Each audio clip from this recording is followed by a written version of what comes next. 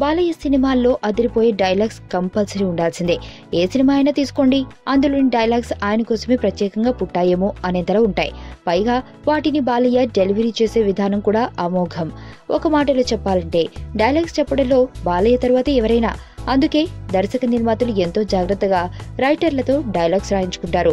Gautamiputra Satakarni cinema విషయంలోనూ క్రిష్ అలాంటి జాగ్రత్తలే తీసుకున్నారు. క్రీస్తు శకం 1వ శతాబ్దానికి చెందిన శాతవాహనుల చివరి రాజు శాతకర్ణి నిజ జీవితం ఆధారంగా తెరకెక్కిస్తున్న చారిత్రాత్మక చిత్రంలో అలనాటి చరిత్రను తలపించేలా, శాతకర్ణి రాజసం ఉట్టిపడేలా బాలయ్యతో డైలాగులు చెప్పించాలని ప్రముఖ రచయిత సాయిమాధవ్ బుర్రాని రంగంలోకి దించాడు.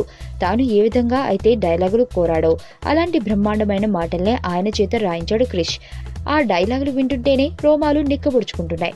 వాటిని బాలయ్య థియేటర్లో చెబుతున్నప్పుడు ఆడియన్స్ పూనుకొంతూ ఊగిపోవడం ఖాయం. ఆ డైలాగ్స్ కొన్ని మీకోసం. మా జైత్రయాత్రని గౌరవించి, మా ఏలుబడిని అంగీకరించి, మీ వీర ఖడ్గాన్ని మా రాయబారికి స్వాధీనం చేసి మాకు సామంతులు అవుతారని ఆశిస్తున్నాం. సమయం లేదు మిత్రమా, శరణమా రణమా. మీరు కడుపున మోసింది మనిషిని కాదు, మారణ హోమాన్ని, మహాయుద్ధాన్ని. ఇప్పటికీ ఉనికి నిలుపుకున్నాం, ఇక ఉనికి చాటుకుందాం.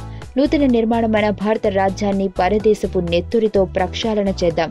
దొరికిన వాణ్ణి తురుముదాం, దొరకని వాణ్ణి తరుముదాం. ఏదేమైనా దేశం మీసం తిప్పుదాం. నా బిడ్డ కోసమో నీ గడ్డ కోసమో కాదు నేను పోరాడుతున్నది, ఈ దేశం అంతటినీ ఏకఖండంగా కలపడానికి. అవును, నాకు ఆ గర్వం కావాలి.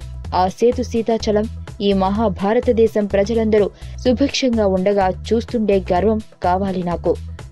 అలా చూడటానికి, వాళ్ళందరినీ కాపు కాసేందుకు జీవించే గర్వం కావాలి నాకు.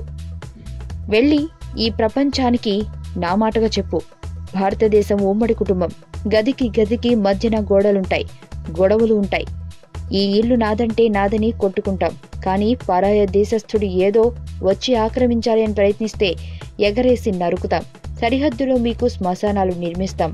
మేం మొండాల మీద మా జెండాలు ఎగరేస్తాం.